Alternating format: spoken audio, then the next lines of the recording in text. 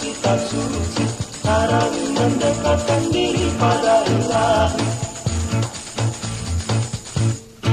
Lihatlah langit keampunan yang indah, membuka luas dan angin pun semerbak.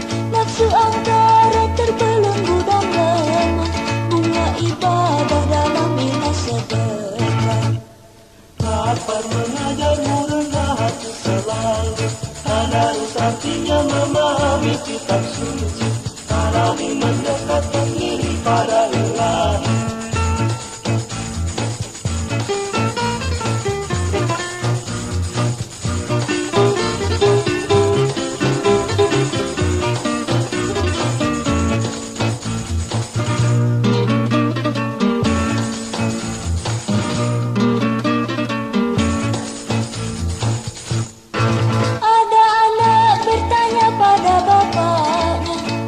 Apa berlapar-lapar puasa?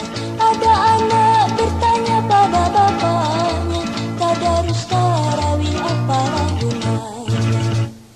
Lapar mengajarmu rendah hati selalu, tadarus artinya memahami kitab suci, Tarawi mendekatkan diri pada Ilahi.